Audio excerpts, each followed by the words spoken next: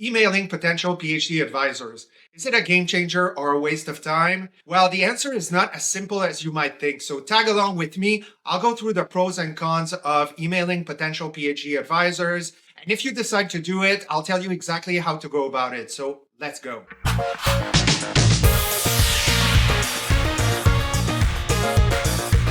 Hi, I'm Philippe Barr. I'm a graduate school admissions consultant and a former professor, and I help people get admitted into their dream grad programs. So you're gearing up for PhD applications, and you probably heard from other PhD applicants that you must reach out to professors before applying to PhD programs. And indeed, it's quite a common practice among PhD applicants, but here's the catch. Emailing professors can sometimes feel like throwing a message into the dark hole. You hear crickets. So why does this happen? What's going wrong? And especially, what can you do about it? Before we even tackle this question, the bigger question to ask is, why do PhD applicants think that they must reach out to professors prior to applying? Well, it probably has to do with two main things. First of all, PhD applicants want to have an edge over other applicants, and what better way to do it than have a relationship with a target professor prior to sending the application. The hope is that the professor will recognize your name during the admissions committee's deliberations, and if they like your personality and like your research, they might advocate for you to be taken into the program. The second motivation has to do with research-heavy programs where the relationship between a PhD student and his advisor is gold. And what better way to find if it's going to be a great fit for you than engage with the professor before applying? It's a great way for PhD applicants to find out more about the personality of the professor, the type of research they do, and especially to find out if they have room or space or time to take on a new student. But here's the thing.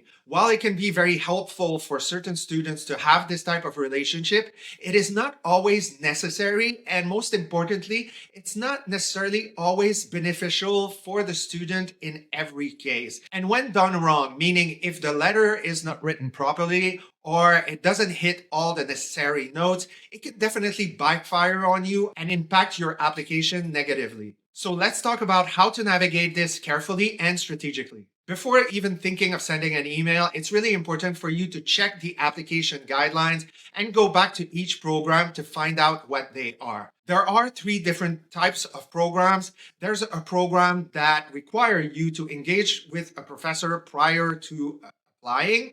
There are other programs that actually tell you not to engage with anyone until admissions decisions are released. The most common programs are the ones that don't even address this question at all. So why does this matter at all? Well, if you send an email to a program that explicitly tells you not to, or you forget to send an email to a program that requires it, you might automatically come off as somebody who does not know how to follow guidelines and negatively impact your application. Now, what do you do if it's not required and you still want to stand out? Should you send an email, and what should you write? Well, in my opinion, it's really a hit or a miss if you decide to approach a faculty member. And I'll provide a few reasons why oftentimes people send an email and do not receive an answer. The first reason why faculty members are usually reluctant in replying to students who inquire about the program has to do with administrative reasons. So in a lot of cases, professors don't know how many spots are available in the program. They might not even be aware of the state of the budget. And so they don't have all the tools in hand to provide you with the answers that you're looking for. The other really important reason why a professor might remain silent has to do with the fact that they don't necessarily have insight into your profile and your application as a whole. They haven't read your statement of purpose, they haven't read the letters of recommendation or your writing sample. They don't know much about you apart from the CV that you might attach to your email. So it makes it very difficult for them to make a decision and even commit to you for the future. Another really important reason that keeps a lot of professors silent has to do with the actual PhD process and the time between you coming into the program and you formalizing the relationship that you will have with an advisor. In many cases, you'll have to take at least a year or two of classes, And during this time, you might change your mind. In reality, in a lot of PhD programs, a lot of students come in thinking that they're going to do one thing and end up doing something completely different or slightly different. So, knowing that you might change your mind while you're in the program, some professors find it pointless to engage in this manner at such an early stage in the process. Finally, another reason why people are a bit reluctant in answering you if you are trying to contact them to inquire about the PhD program has to do with the fact that they usually want to wait to have a clear view of the applicant pool before they commit to anything. You might be competing with a few people who have the same profile, and it's very difficult for them to know if they should move forward and commit or formalize their relationship with you before looking at all the pieces. And one thing that is also not very well known within academia is that there actually is an unwritten rule.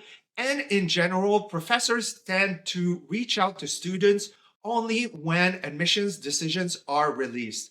They usually release the decisions in early spring, and usually you will have a prospective student day that will invite all admitted students to meet with faculty members, learn more about the program, etc., etc. And it's usually at this moment in time that they will put their sales pitch hat on and try to sell you the program, especially if they really are interested in you. So, what do you do if you are in this situation and you haven't heard from any of the faculty members that you contacted? What should you do? Should you continue with the application or not? I do get a lot of PhD applicants contacting me, and they're having all this anxiety because they haven't heard from anybody yet. Well, in my opinion, if it is not required for you to contact and to have any type of commitment from a faculty member, I would say move forward with the application. As you can see, there are a variety of reasons why this professor might have been silent. I haven't even talked about professors who are just lazy or overwhelmed. So there's a lot of different reasons for you to not hear back from them. So get to work on your statement of purpose, focus on your letters of recommendation, on your writing sample, network in other ways. There's plenty of ways for you to stand out from other applicants without engaging with professors. Based on my experience as a former PhD student, I got in everywhere without even talking to any of the professors I was interested in working with. And as a professor myself, a lot of my PhD students I hadn't interacted with before admissions decisions had been released, and I usually met them during that prospective student day. So do not worry, it is fairly common, and just move forward with the application in full confidence. So before we tackle the exact content of the emails you should be sending, if you decide to do it, let's talk about one mistake to avoid, and it has to do with timing.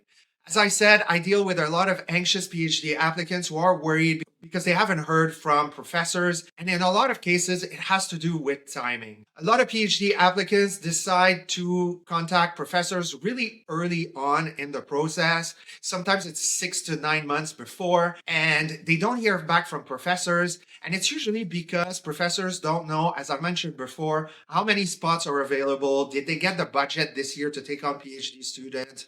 Who will be on faculty? The admissions committees might not be even formed yet. So there are a lot of reasons why they remain silent. A lot of PhD applicants also contact professors during the summer. And one thing that is really important to keep in mind in the life of a professor is that summer is usually the time where they get to focus without interruption on their research. During the year, they have classes, they have to correct papers, they have administrative tasks, they have PhD students to take care of. So usually during the summer, they tend to isolate and keep interactions with the outside world to a minimum. So if you contact them during the summer, your email might be forgotten about or might get buried in the long list of emails that they've received.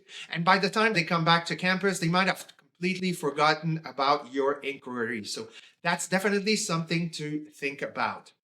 Another reason why people don't hear from professors is that sometimes they contact professors too close to the deadline, maybe sometimes just a few weeks. And professors usually at this time of year are very busy with exams, with administrative tasks, with classes, with papers to correct, etc., etc. And it might take them longer than 3 weeks to answer you back. And this is why oftentimes you do not get a response to your email. You should contact them between 2 months and 3 months before deadlines. They're usually back in full professor mode at that moment in time. And it also provides them with ample time to get back to you, to schedule a time to talk, etc., etc. So I would definitely contact professors between 2 and 3 months before the deadline. Okay, so now that we know when to send or not to send an email, let's talk about the content of the email. And I will take an approach right now that is not very fairly common, and you'll see that I stand out from what you could have seen online about how to tackle these type of reach out emails. In general, if you look around, they tell you that you should introduce yourself, tell them a bit about your background, start talking about your research interests, ask them if they're available, and then have questions about the program. And when I read this type of guidelines, I think one thing: a very long email. If you put yourself in the shoes of a faculty member that receives 2-3 page emails, the first reaction of the faculty members would be that it will take a long time to answer this email in detail, and they might not have the time to do this. So to avoid putting off your reader, I usually suggest taking a more focused approach and actually reframe the email around your desire to connect with the faculty member in person, either via Zoom, during their office hours, or via phone. Your email, instead of being this long drawn out introduction about yourself, is about finding out if they are available to speak to you about the program. You then position yourself as a student curious about the program, and you also then seek out to form a human connection with your potential advisor rather than just having a mere exchange of emails. There's a lot of perks to having this human connection. Obviously, you will get to see the person live in person, and then you'll be able to assess their personality, ask all the questions that you want about their research background without boring them or making them work a lot to provide you with an answer. And you'll also get the opportunity to ask them if they're available to take on another student. In my opinion, this is a great way for you to already gauge if that is a good match for you, if your research aligns, and if you should move forward with the application. So as you are writing your email, you should present yourself and just say, "Hi, my name is so and so. I am looking to find more information about the program, and I'd like to know if there's a way that we can connect so that I can ask a few questions." And then you can also provide a copy of your CV so they have a good idea of who you are and move from there towards a real human connection. In my opinion, this is a very streamlined approach that will increase your chances of getting an answer, and that will make the entire process much more comfortable and enjoyable. So keep it concise, keep it personal, get to the point, and try to form a real connection with your potential PhD advisor. In my opinion, this is the best way to create the connection, get the information you need, and then you will be able to assess if you should continue with the application process or not. In terms of timeline, I would give yourself and the professor a week or two before they get to reply to you, knowing that they are fairly busy. If after 2 weeks you don't hear back from them, you can reach out again with a very streamlined quick email saying, "I was wondering if you have read the email that I sent to you previously. Is there still a way for us to connect? Thank you for taking the time for considering talking with me." And then send it again. And then if you don't hear back from them within a week or two, I would just move forward and focus on other parts of your application if it is not required. And if it is required, you might want to focus on another program. So if you hear back from professors, well, good for you. You will have this interaction with the professor. It's really important for you to prepare great questions, etc., etc. But there's a catch. And this is why, in general, I don't necessarily push for students to contact professors, because what will be the overall outcome of this exchange? Usually the professor will say, "Well, I invite you to apply to our PhD program." That's all they can say for the reason that I mentioned before. They usually would like to see all the applicants together in order to really determine who gets in the program and who doesn't. And for this reason, they just basically invite you to apply. And for a lot of students, it's something that's really difficult to manage. A lot of PhD applicants come to me and they're like, well, the professor seems interested. So what does this mean? Is he committing? Is this a good indication if I'm going to get in or not? And in my opinion, this does not mean anything to you. You should take it as it is. It is simply an invitation for you to apply. You have made this connection, but it's as open-ended as it was prior for you having this conversation with a professor.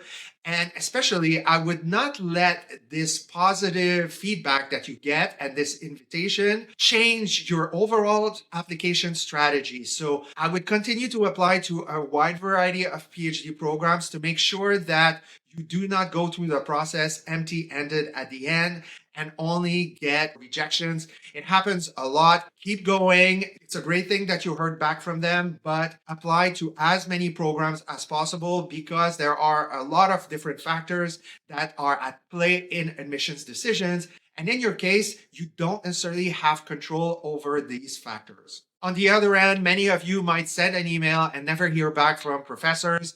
Well, as I've mentioned before, if it is not required as part of the application process, again, I would not take this as any indication of admissions outcomes. Again, I get another type of PhD students who come to me with full anxiety and they're like, nobody answered me. What does this mean? Should I move forward with the application?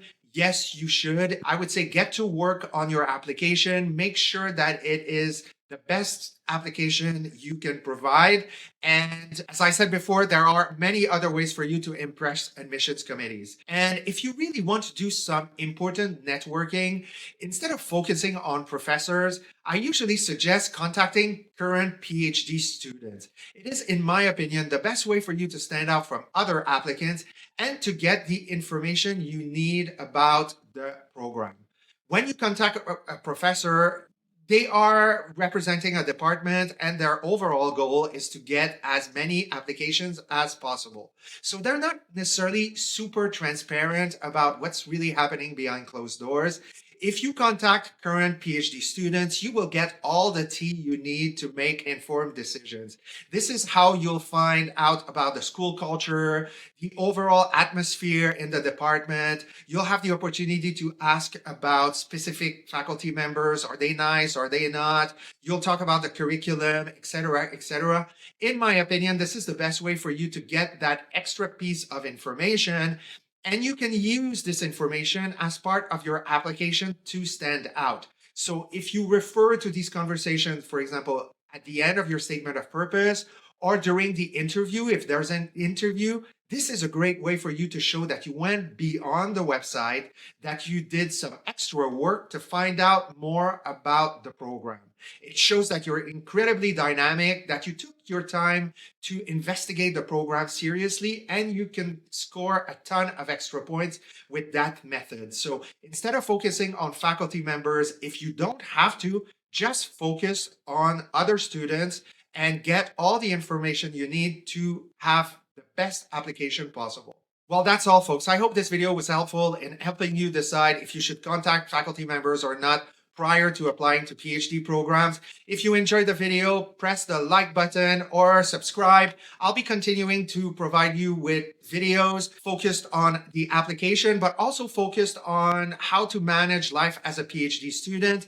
And if you are in the process right now of working on your application, I highly encourage you to check out these two videos. I have one about writing the perfect personal statement and another one that answers if you need a publication or not to get admitted into PhD programs. So feel free to check them out. Again, thanks for watching this video and I will see you in the next one. Bye.